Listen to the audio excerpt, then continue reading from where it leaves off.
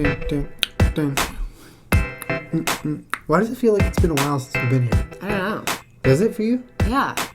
It's only been a week. Back. It was about a week ago. It was a long week ago. Yeah, it does feel like a long week. Yeah. Well, welcome back, everyone. To the Jenna Julien Podcast. Sorry, Momo. Our dogs are in here today. Right out of my mouth.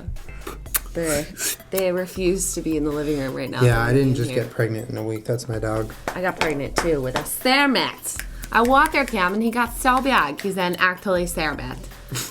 This episode of the Jenna and Julien Podcast is brought to you by MeUndies. MeUndies are some of the most comfortable and good-looking underwear you can buy.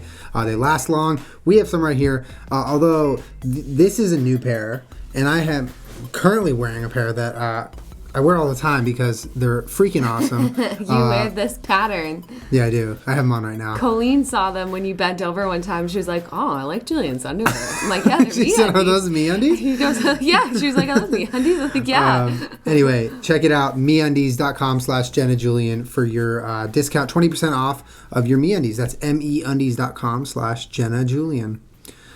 This lace one, feel that lace. Sometimes it's hard to find. It's like soft lace. This is way TMI. Like stretchy. Yeah, but like sometimes it's hard to find good lace on underwear because then it gets all messed up. That's pretty good lace.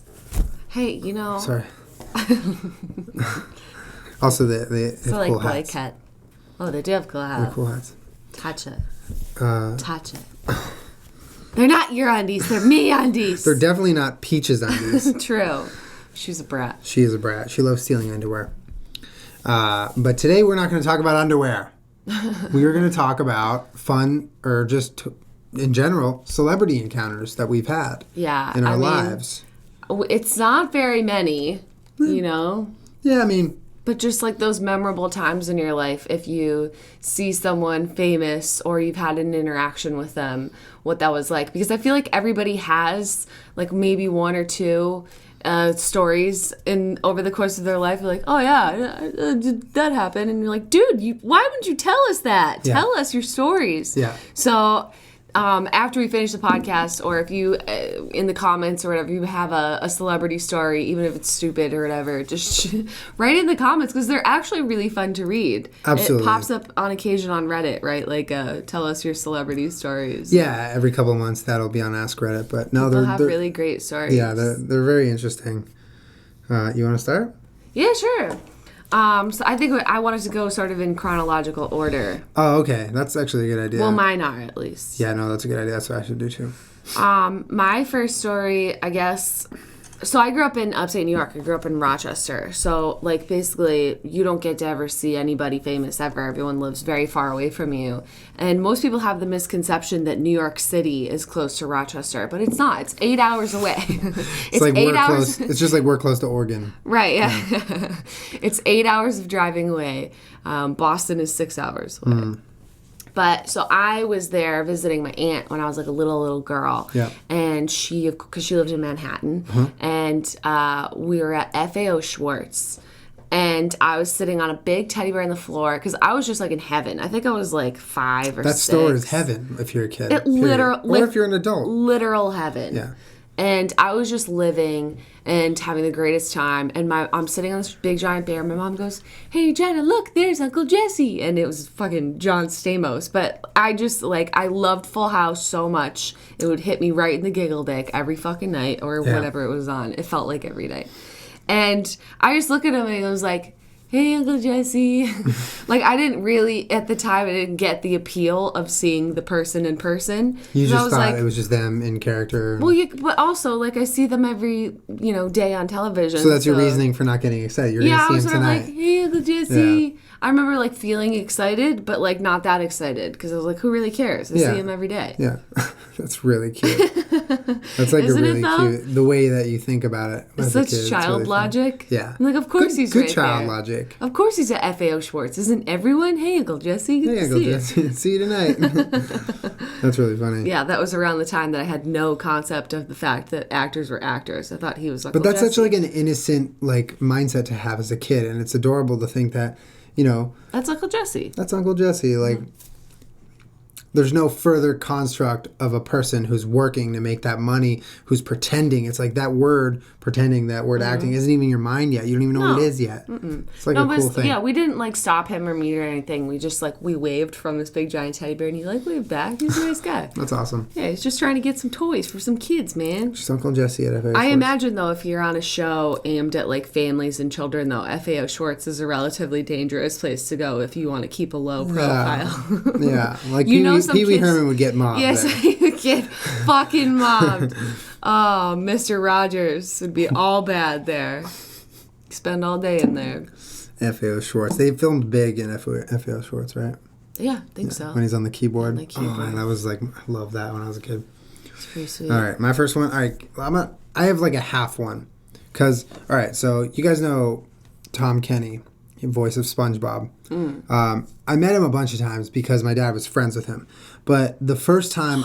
I hate when Julian's stories start out like that. Well, my dad was a comedian. He was a comedian. I know. Anyway. Julian grew up in Southern California, though. That's the but difference. also, I don't remember a lot of the times I met him or hung out with him. What I do remember, which is the story I'm going to tell, is for one of my birthdays when I was a kid, probably like my 7th or 8th birthday, maybe older, I don't know. My dad was like, what do you want for your birthday? And I never knew the answer to that question. I was just like, I don't know. I knew what I wanted year round, but when my birthday was there, I was like, I don't know what I want.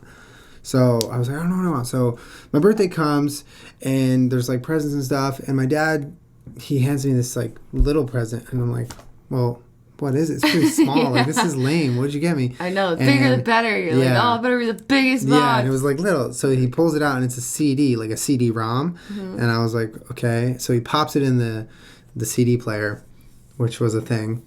And and on the stereo system starts to play a message from SpongeBob telling me happy birthday, like a personalized... Oh, my God. Hey, Julian, happy birthday. Yeah, and it was like, I was losing my mind because I was like, SpongeBob knows who I am. Like, this is amazing.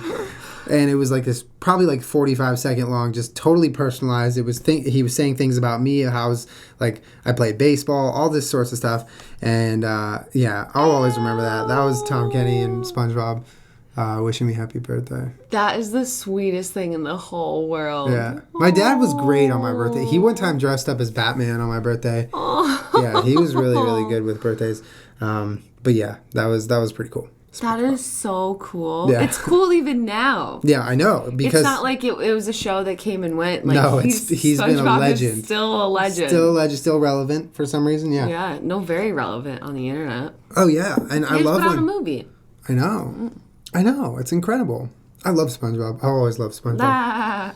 Nah. He does this with his throat, right? That's he does? I don't know. Yeah, that's how he does it. That's so funny. Yeah, so I think that's my youngest one. One of my favorite finds is that girl. I forget where she is. It happened recently, and she's like standing like this, covering her mouth, and she's just got her phone in front of her, like in selfie position. Yeah. And the voice of Patrick and SpongeBob, the actual people, are standing behind her, being like, "What's this? Is this a phone?" Yeah. I love this. Wait, phone. is it Megan McCarthy? I don't know. I don't think so. I think it's just a person. But there were like it. a million fucking bajillion views on it because it's like actual goals. It's like Patrick and SpongeBob. Yeah, they're standing like over her, behind her, being like, "What's this phone? What is this?" And they're just doing the voices, and she's not saying anything. She's got her hand over her mouth, like it's like a fan. She's just like can't even handle it. I've seen that, and it's so magical. Yeah, that's really good. I love the fact that like he's on Vine now. Like he made a Vine with someone that went viral. Like, it's SpongeBob. Like, he was on TV before we had phones. Like, you know what I mean? It's just nuts. So cool. But that was a cool Vine. That's really awesome. Yeah, that was a good birthday. I'm not going to lie. I'm really jealous. Don't worry. I have a couple stories coming up that will make you very not jealous. Okay, so my next story, I did not meet this person, but I lived in Rochester, obviously. You know, like the land of, you'd see someone go on a world tour and you're like, well, why aren't they coming to Rochester? Like the closest we could usually get might be like Boston or Toronto if they went there. But I was like maybe 15 or so. And I babysat my next door neighbor, who was much younger than me, obviously. Yeah. But she was, I don't remember how old. She was little. And the movie Spy Kids had just come out. And it was starring Alexa Vega. I think she was, between the ages of 12 and 15 maybe at the time. And my little neighbor, Maria, I didn't know that she had done this, but she had handwritten a letter to Alexa Vega. And I went over to babysit her because I would babysit them for the summer, a couple summers. It was the best job ever.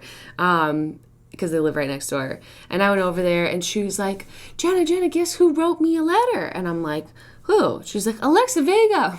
Shut the fuck up. What are you talking about? No, that doesn't happen. What are you talking about? And Alexa Vega's the child. What do you mean?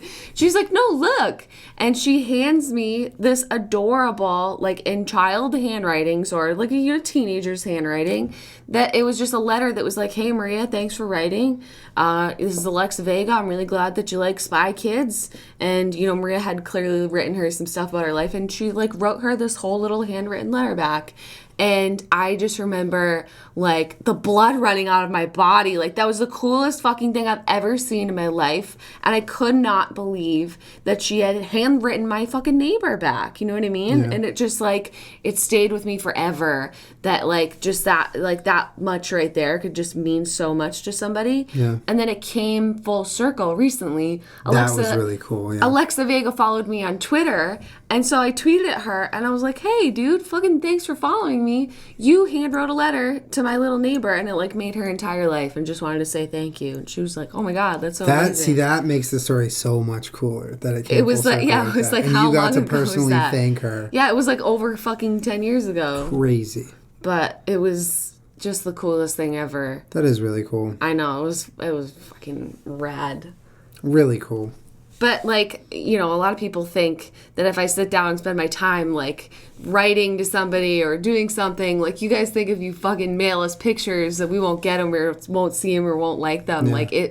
Something handwritten or tangible like that is, it means the fucking world, doesn't it? Yeah, it definitely does. It's fucking amazing. Yeah, that's really cool. I like that. Isn't it? Yeah. Ew. This is like a feelsy podcast. No, some of them are bad. Some of mine are bad. Yeah? Oh, man, I want to hear the shit. Give us the shit. Well, I'll do 2 right now. Wait, should I do just the worst one ever? Okay, I'm going to do it. You tell us. So my dad was a baseball fan. He's a Red Sox fan. And my mom was relatively similar. I mean, she was New Yorker, so she liked the Yankees and stuff, but she wasn't as hardcore. She just enjoyed the sport. She would watch baseball, and my dad was a big baseball fan. And I don't know the story of how they got it, but my mom and dad got this autographed baseball by Ken Griffey Jr. What? Legend. Legend. Yeah. I don't know how they got it, but they got it. It's game used ball, says Ken Griffey Jr. on it. Legit. That thing is a prize piece. Anyway, I was young. I was probably the same age as my SpongeBob birthday. And I actually remember doing this. But I was in the car, and so was the baseball. And I'm in the little backseat or whatever. And I find a pen.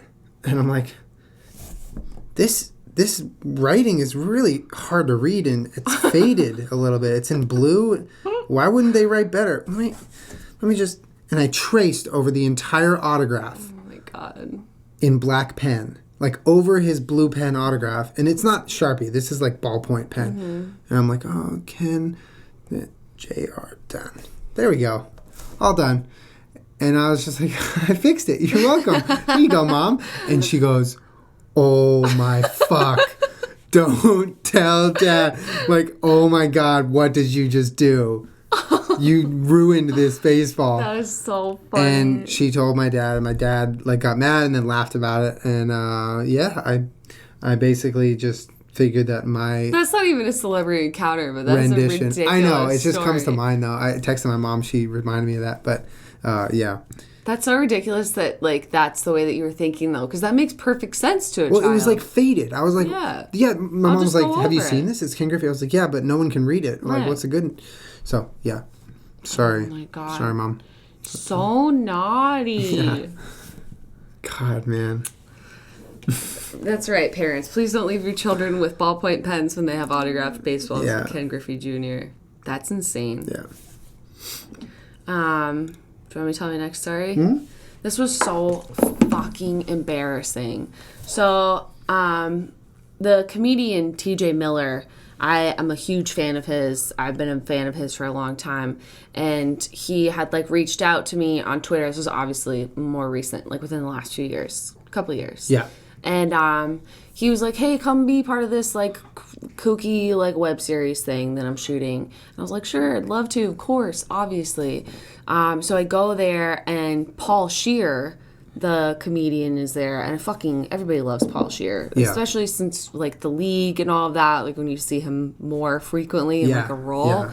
He really fucking gets me going in the giggles.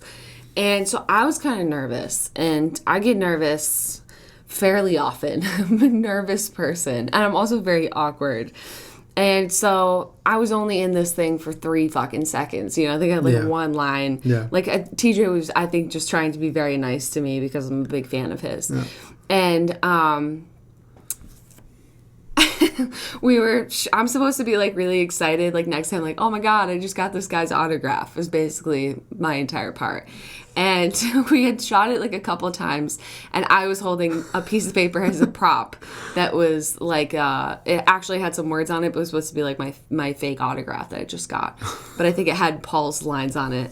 And we had shot it a couple times, and I thought we were finished. So he went like this, and so because he had said something to me, I wasn't really listening, so I was blacking out because I was kind of nervous. So he goes like this, so I go, and I just shake his hand, and I was like, oh yeah, it was really nice. It was nice to meet you. And he was like, no, I wanted to see that paper. And I was so embarrassed, and I was like, oh my God, I'm such a fucking idiot. Like, I'm so sorry. Here's like, can you imagine just like, hey, can I see that? And you're just like, yeah, nice to meet you. It was like the most awkward, embarrassing, like Jenna-y thing I've ever done. And I'm like, oh, I'm really sorry. But then there's no coming back from that. You know what I mean? Yeah. Like once you've said nice to meet you, like it's very difficult to then like hang out with them for a little while. Yeah, no, that's it. You set the tone weird. Oh, it was so weird. Oh my God. But TJ Miller was very kind to let me be in it for 30 seconds and just weird up the place with my weird. He seems like a good guy. He's very, very genuine. Yeah, I love all the shit he does. When I watched, what's it called? She's Way Out of Your League. Is that the name of it? She's Out of My League. She's Out of My League. Yeah. You love that movie. I love that movie. And I felt like when I watched it, nobody else liked it. Like, me and my brother watched this movie probably like 15 times together. Was he farting? No, he's erupting from my pregnant Kermit belly. Oh my God. Jesus, Kermit. Kermit, you're born. Bye. All right, weirdo. I just felt like that movie wasn't popular because maybe it wasn't that popular, but we just loved it. Like, yeah. I don't know. I mean, I think it did well, but yeah, no, it wasn't like a knocked up. It wasn't like but me, like, as a bigger. kid, I would always like those movies that weren't the big ones. Like, I just like the weird, shitty, like, DVD movies. Just Friends, the movie with Ryan Reynolds and Anna Faris, is literally one of the funniest fucking... Stupid dick! Stupid dick. Yeah, that one's fucking... I feel like for me, that's one of those movies. Like, why doesn't everyone fucking love this movie? I don't get it. Yeah. And my best friend's wedding, but that's neither here nor there. That is neither here nor there. But yeah, that was fucking... all right, so... It was bad enough that I'm, like, such a fan of TJ's, and he had, like, gone out of his way to invite me, and I was so nervous and excited, even just to meet TJ in person, because we never, like, actually met, you know? So that was I met your first... TJ, and then I weirded up everybody's fucking... Weirded all over the place. I weirded all over the place. But, yeah, I just can't keep it together, man. Yeah. That's funny. What's your next story? I was with my stepbrother and my stepdad, who were both Yankees fans, so I was default kind of in that clan as a kid. So we were at this Yankees-Angels game, Angel Stadium in Anaheim, and my stepbrother Josh was obsessed with the Yankees, as was my stepdad, like Jeter and everyone they loved. So we watched the game. I don't remember who won. We watch the game and then we leave, but I guess, back whatever that was, like 2002 or whatever, they had realized that, there was a place that you could stand where the players came out of the locker room. Right. Like, it wasn't as organized as it is now where they just go through a tunnel to the bus. Right. There's a walkway where I guess they walked out, and generally it wouldn't be the Angels players, it would be the visiting team's players. So luckily for my crew, it was like, oh, the Yankees are coming out.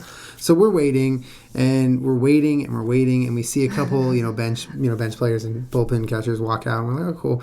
And then out of fucking nowhere, Reggie Jackson walks out. Like, he just completely just casually walks out. This is Mr. October. He's a legend Yankees right fielder. I don't know, but yeah, they named him Mr. October, and I think he's a Hall of Famer. Anyway, Reggie Jackson walks out of this like doorway, and me and Josh and my stepdad are like, "What the hell?" You start what freaking the fuck? out. Yeah, and I think Josh was the one, my stepbrother, who asked him, was like, "Mr. Jackson, can I please have an autograph?" And we were like, "Oh my God, this is not happening right now." And he walks by us and he goes, "No," and then he just leaves, and we were like, oh my God, like what a roller coaster of emotion. We thought no one was coming out. Then it's Reggie Jackson, and then it's no one. I know. Well, he probably couldn't. He maybe wasn't being rude at all. Maybe I've always had this weird like vendetta against him ever since that happened, but I was a kid, so I don't know the circumstances. But it was very sad. He could have been like, sorry, or even said nothing at all. I felt like it was a rude the turning part, your face and saying no. Because I remember that part where right, yeah, and then he just left. And there was a group of people. It wasn't just us. So, and it wasn't like an overwhelming group. But yeah. So Mr. October hates me. Oh, he hates you personally. He hates me. He doesn't hate you, Pete. He doesn't hate you. In 2004, when the Red Sox won the World Series, the parade went right past my dorm, and I was sitting on my friend's shoulders, and Jason Veritek gave me this thing. Yeah. He gave me one of these, and I was like, wow! It's like you just threw me out at second base. I know. I was like, I'm out.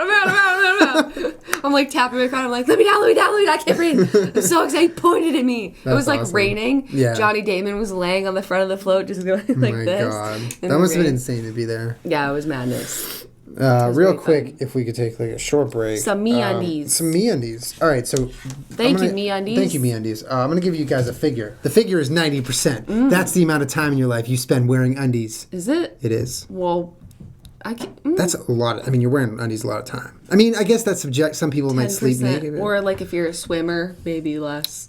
I always swim in my undies, especially my MeUndies. But MeUndies are great because, well, first of all, they don't like.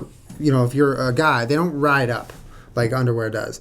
And I'm telling you this from pure experience. I have a couple you wear them all the time. I wear them all the time. This is a distinct print. I know when Julian's wearing his MeUndies. Right. Oh, you guys can see a little bit right there. There you go.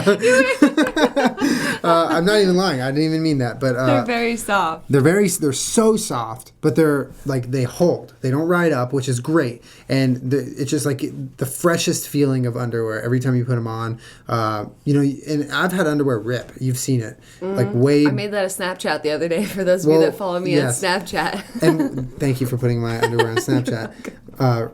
But way before their due date, they ripped. And I feel like MeUndies is just made with this different type of build where it's like soft but strong and it holds. There's a lot of really, really cool designs. Ladies, if you want to see underwear, they have a whole new collection they just launched on MeUndies.com called All of Me. It's a women's collection that it has a 4-piece line designed specifically for the female body. Also, if you guys just want to go creep on the boy models wearing the cool underwear, you can also go to MeUndies.com for that.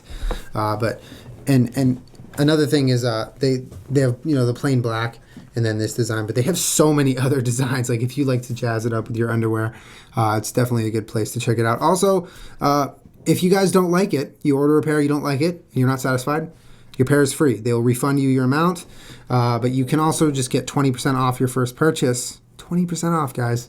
Yeah. By going to MeUndies.com/JennaJulien. This says it's 92% micromodal and 8% elastane. Yeah, so that's like English. No, that's like future talk. But that's how you know that it's good and stretchy.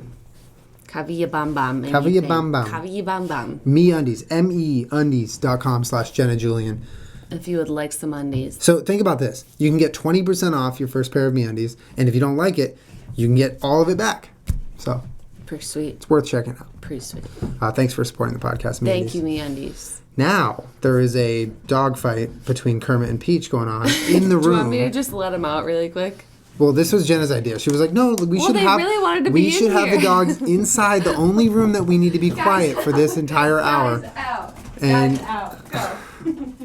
And it was only a matter of seconds. Bye, Iggy. Halfway through there. Marble can stay. Marble can stay. Why don't you put him near the MeUndies hat? Marble, do you wear MeUndies? Here, honey. Here, he's like trapped in my Oh, shirt. he's so helpless. Here, do you want to sit on the MeUndies, honey? Here. All right, I'm ready. What? He's just so sad. That's enough fabric for Marble okay, to decide buddy. he wants It's to sit all on right. it. Trust me. Yeah. Is that good? Yeah, good boy. Marble, what do you have to say? Let's see if he has anything to say. Good struggle noises, Marble. Oh, I love it. He's such a little animal. Okay, sit, honey. Good boy. Okay, so I'm going to go back to back right now. Okay, go. On the heels of that really nasty experience playing a baseball star Reggie experience. Jackson. Yeah, I'm going to go to a positive one. Okay. So my brother, my real brother, Marlon, the redhead that you guys all seem to really love. Yeah. They're like, he's like a ginger Channing Tatum. Yeah, you guys are in love with him. Well, I understand. He's a good-looking guy. Anyway, when we were kids, he absolutely idolized Nomar Garciaparra. And this was particularly when he was on the Cubs. So this was after he had left Boston, Right. and no one liked him. And my brother was like, I fucking like him. Oh. I liked him on the Sox, but I like him even more now because he's doing his own thing. Everybody loved Nomar. I know. And Nomar's a really likable player, and he never did anything wrong. Anyway, Marlon was, that's it. He was his guy. He was his god, whatever. Anyway, so, my mom taught my brother and I sort of how to draw. We kind of just did it and learned. And my brother's a decent artist, and so he painted this Nomar picture. Yeah, your mom's an artist. My mom's an artist. My grandma's Yeah. an artist. It just runs in her blood. Anyway, he paints this picture of Nomar. I think he's batting, and it's this like, it's cute, It's like we spent a lot of time on it. It's paint. It's like acrylic or watercolor or something on canvas, like this big. It's like a size of like 2 iPhone 6 Pluses, and he brings it to the game, which we had to bring through security. And we get there so fucking early because we're like, when we were kids, we would get there early to see batting practice and everything. So we're just like standing over the edge because we got seats, when no one was there looking, trying to grab balls and stuff. And the Cubs are hitting. And Nomar takes his swings, and then he goes out in the field to start retrieving, shagging balls. And he comes close to where we are. And my brother yells, Nomar! And Nomar looks up, because he's the away team. Right. We're in L.A. Right. He goes, Nomar! And Nomar looks up, and he goes, I brought this for you. And he runs over. Nomar runs over, and he comes over and says, what's up, little man? And Marlon goes, I made this for you. And he takes the painting, and as he's taking the painting, Nomar's like, thank you. As he's taking it, the guy filming for the jumbo screen films it. And so everyone in the stadium saw the painting that my brother made for Nomar as he's giving it to him. I'm going to cry. That's the most adorable thing in the world. And so Nomar takes it. He goes, thanks a lot, man. I really appreciate it. And he runs right to the dugout to put it away. And then he goes back out to shag balls. And my brother was just like, it happened. I can't believe it. It fucking happened. That's like a 1 in a billion Right? shot. He brings the painting to the game. to hand a baseball player a painting of So many themselves. times you're not going to get seats right there. During batting practice, you're not going to get them anywhere near the side. Can't even. Yeah. I'm like seriously gonna cry. That was fucking adorable. Yeah. Oh my god. Yeah. It was really cute. It was a cool moment for I thought sure. you were gonna say he like jammed it in his pants and like played the first inning with it or something. No, I distinctly remember him running right back to the dugout. Well, yeah, they were still doing batting practice and stuff, Yeah. right? But he came over, signed a couple balls, and he fucking grabbed it. He signed some balls. Yeah. Because there was a couple people, my brother got his attention. He was like, no more. Comes over, Well, gives him a yeah. painting, Who signs can it say no to a gym? Sorry, you got cut off. We ran out of space on our memory card, but I was saying, who can say no to a ginger child with a painting in their hand? And the luscious ginger fro luscious. curls that he had.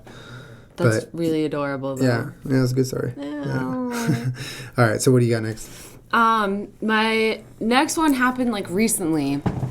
When it was like last year, 1 year ago. Yeah. When I got invited to the Young Hollywood Awards, which is not something that I've ever done before. I've never done before. Have you ever done that? No, like an I've award never show? done anything, no. And like a complete fish out of water experience for me. Just no idea what the hell is happening. Yeah, the culture of it is completely foreign. Yeah, none. And we have to go down the red carpet, or like what they call a step and repeat or whatever. And I'm just like, I don't know what the fuck is happening, Okay.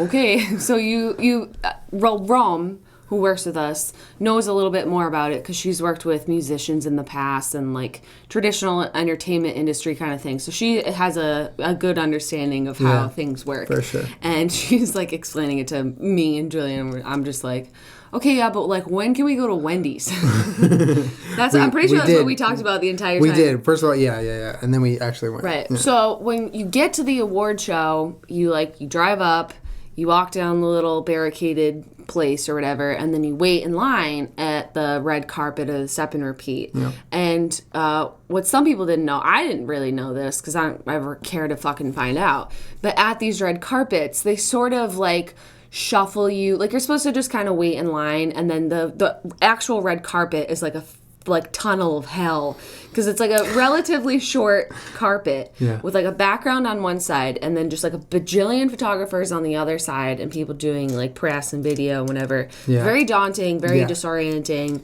and all of them are yelling and screaming. There's no inside voices, right, which makes for a very calm and wonderful experience. So we're waiting in line to go on the red carpet, the purple carpet, the Step and Repeat, whatever.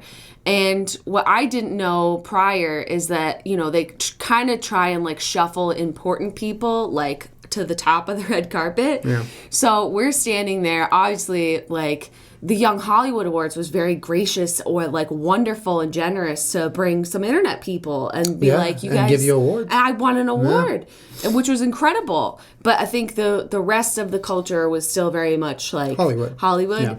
And so we're just standing there like, not trying to do anything except go with the flow, man. Yeah. Like, we're just here having a good time. Yeah. Feels like surreal to be in a place like this anyways. And they are just like people's PR people, like these mousy little women are just like pushing, like Ashley Tisdale and Vanessa Hudgens, like just pushing them up there, like go, you just get up there. Bella Thorne, like they're just all like not waiting in line, just zoop right to the front of the red carpet. So we had been standing there for a really long time, and I'm sort of like, do we have to do this? Like, can we just go in there and sit down? They're like, no, they kind of want you to. Yeah. I'm like, all right, fuck, well, can we go to Wendy's? But so we got budged, I want to say, for the better part of like 45 minutes or an hour. I would say close to an hour. And because I don't have a PR person or someone that's going to go be like, excuse me, we've been waiting in line. No, we're like, no, we'll just wait in line. Who cares, man? We kept getting cut and we didn't care. Who cares? Yeah. And for the most part, nobody said anything to us. It's just how it works. Like, you just go in front and, everybody else just sort of waits. And that's totally fine. And no one said anything to us, and no one really says they're sorry or says anything to the person that they cut. It's just sort of like, okay. Yeah.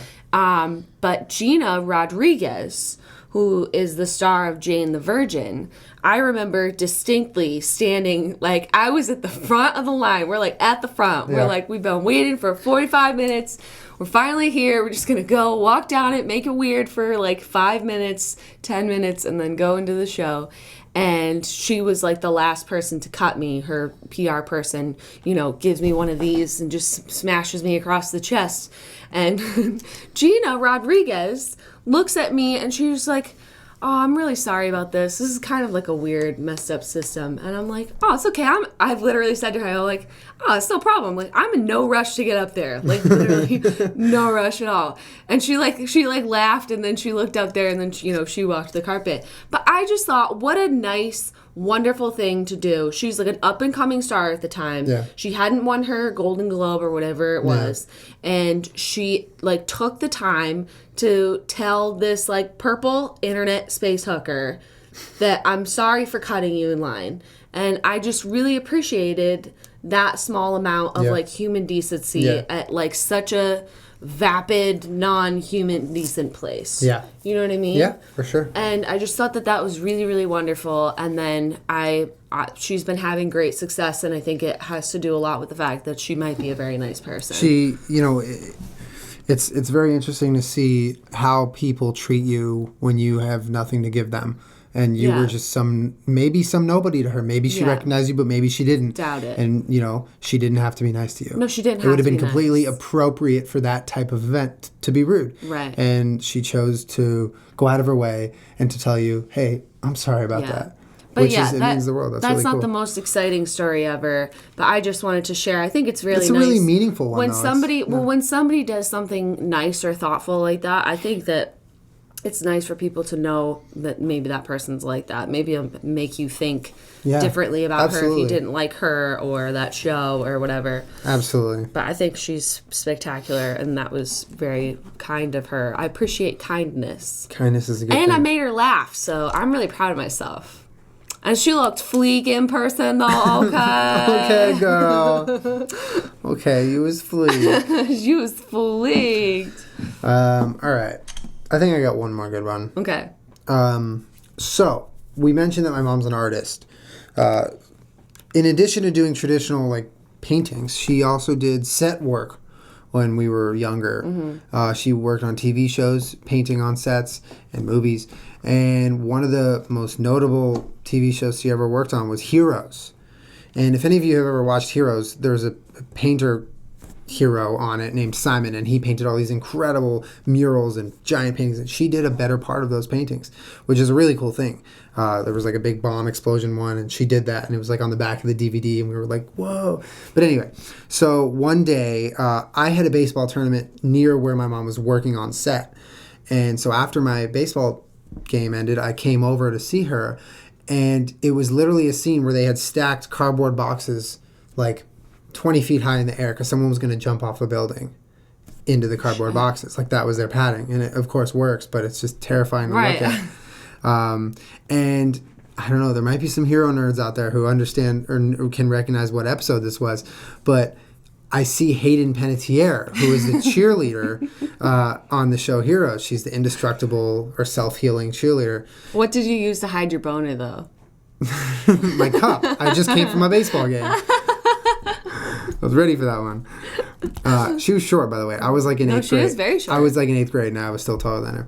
But anyway, so I was like, hey, Mom, like, can I meet her? Like, she's, you know, I want to meet her. She's like, oh, yeah, sure. So my mom, because of course my mom buddies with everyone on set. Because my mom was like the most outgoing, nice person. Anyway, she brings her over, and she goes, hey, Hayden, this is my son, Julian, blah, blah, blah. Nice to meet you. And I look up, and I'm like, holy fuck, because I like, first of all, I'm like, holy fuck, it's Hayden Panettiere. Second, I'm like, your head's like missing. Because like, they did a makeup job where the top of her skull was just open. Because they had like lasered it off. One of the heroes, like, I think you guys would know what episode it is if you watch the show. And anyway, there's this line, and then it's just brain. God. And I'm like, oh, I'm like terrified. But I'm also Can like, I get a picture? And I was like, never mind. Yeah, well, she was like, oh, give me a hug. I was like, are you sure? Like, I don't want to fuck up your brain. But I was like, yeah. But that was my experience meeting Hayden Panettiere. She was in full makeup, full like blood and everything, and it was between takes, and she just like said hi to me. It was really nice. But yeah, I just remember half of her head wasn't there when I met her. That's incredible. Yeah. That's yeah. It definitely makes it more of like a vivid experience, you know? Well, yeah. Yeah. Damn. Yep. She was nice though? She was nice to me. Brains and all? Brains and all. That's Brains so were cute. Yeah. It was nice. It was cool. Aww. Mm-hmm. Rain mumble. Yeah, that's pretty much all I got. That's a really fun podcast. Right? Yeah. I mean, I have like some more, but not really anything that's too crazy. Yeah. Or that I really want to retell. Yeah. Do you know what I mean? I hear you. Some things are better left not told. I hear you. No, this was, yeah. At a time and a place, you'll have the time to tell those stories. Yeah, for sure. Excuse you. I'm sorry? Yeah, the only last one that I had, I didn't fucking meet the person, but it was fucking Dane Cook at the Laugh Factory that time he took us comedy hostage. Oh, yeah. It was terrible. And then he got let go from the Laugh Factory, finally. But, you know, I had tweeted that Dane Cook took the entire audience comedy hostage for like a fucking hour and just did the fucking terrible, most miserable set. And then, yeah. Oh, I hate when that happens, when they just take advantage of people like that. Yeah. I feel like people who look at Dane Cook and see what he kind of comedy he has and hear something like that and be like, oh, I'm not really surprised. You know? No, not. So. Well, he's been doing it for a while though too. Like he had literally, for those of you that don't know the story or don't know what we're talking about, like what's the name of the place? Laugh Factory? Yeah, sorry. The Laugh Factory in Los Angeles. I had actually paid to see TJ Miller that night. Yeah. And, Hollywood, right? Yeah, I didn't know him, but I'd like to go see him do stand up, and like Bobby Lee and some people. Yeah. So I paid money. I'm a paying customer. You come here to see a certain person or comedians or whatever, but it's often that comedians that are bigger, like Chris Rock or somebody might drop by and do a set. Yeah. It's part of the appeal of the Laugh Factory is that you might see a big comedian if you're just there on a night. For sure. And that comedians like to test out their material and, whatever. And so, it's like a random weeknight. And I'm getting excited. We're going to see TJ Miller. And they go, ladies and gentlemen, very special guest, Dane Cook is here. And I'm like, oh, okay. I mean, I'm not like the biggest Dane Cook fan, but like, this is fucking cool, man. Like, that's never happened to me at the Laugh Factory before. Yeah. That's like someone had come in and surprised everybody. Yeah. And he just like spewed absolute verbal garbage on everyone. He literally looked at a girl in the front row who was on her phone, like maybe after 10 minutes. I think he was funny for like 10 minutes, 15 minutes. Yeah. And then for 45 minutes, he went down this disgusting, like awful, like talking about how he wanted to murder his ex-girlfriend, or like that she would get pregnant so he could like rip the baby out of her body. Like just like he wanted to find her. He said he wanted to find her body and she like hung herself or something. And some person was on their phone in the audience, probably honestly tweeting like, Dane Cook's at the Laugh Factory right now. And he looked at her in the most aggressive, like he kept berating audience members, but this one was the worst. When he was like, I hope you better put your fucking phone away. I can't wait till you die so I can come to your funeral and text at your funeral. And not like in a joke way. This wasn't like a funny thing. The audience was not laughing. Like, Jesus, man. It was very uncomfortable. Yeah. And he did that for another 45 minutes. And, just rape jokes galore. And what a dick. Yeah, and so I had tweeted about it, and then I guess TJ Miller had tweeted about it also. And then Dane Cook the next day went on the Joe Rogan Experience podcast, and they talked about it. And Joe's he's the man, and they're friends since forever. Yeah. And Dane sort of defended it as like trying new material. It was my first time on stage in like a year.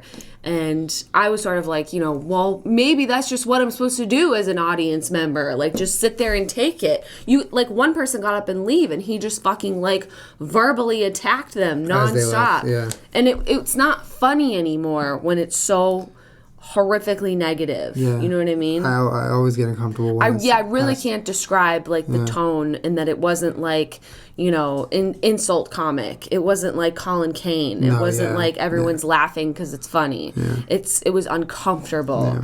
Yeah. And it was some sort of validation when recently found out that Dane Cook wasn't allowed to fucking perform at the Laugh Factory anymore for doing the exact same thing. Good. For just being an absolute fucking asshat. He's getting what he deserves. I think so. Yeah. And I want my fucking money back from that night, man. Well, we've had plenty of fun experiences mad. At the Laugh Factory. I know, but I'm just like sitting there like, we're all just in that room like, when can we leave? Like, this is terrible.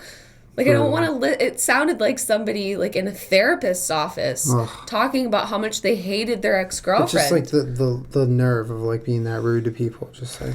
Well, yeah, and anyways, I don't want to end on such a sour note that I was like, I don't want to tell it. Like, no, you know what? No. I didn't like that one bit, and I don't think that you should ever take advantage of your audience's time. You know what I mean? Yeah. Regardless of whether it's on the internet or in person. Yeah. I think that people are people and not nameless, faceless audience members, and they should be treated like people, and that you shouldn't be taken advantage of just because somebody wants to try out material. Absolutely. No excuse. Yep. And I paid money to see TJ Miller, and I never got to see TJ Miller. Yeah. And Bobby Lee. Yeah. I wanted to laugh. I didn't go there to get sad. Sad Factory. Sad Factory app. Well, I mean, now that we're on the topic of assholes, why don't you guys go get yourself a pair of new underwear at MeUndies.com. Wow, you can Julian. get some of the best looking and feeling MeUndies aren't underwear. assholes. They're just things that can cover your a-holes. There you go. Some of the best underwear out there. MeUndies, MEUndies.com/Jenna Julien to get 20% off your new, sexy, sleek, but strong pair of underwear. Thank you, MeUndies, for sponsoring the podcast. Guys, go check them out. And thank you guys all for hanging out with us this week. And leave some stories in the comments. Please. Because really all I want to do tomorrow morning is just sit and watch these comments. And read the comments. Yes, please. You guys are awesome. Thank you for hanging out, and we'll see you next week for another podcast. Yeah, bye, guys. All right. Later, guys.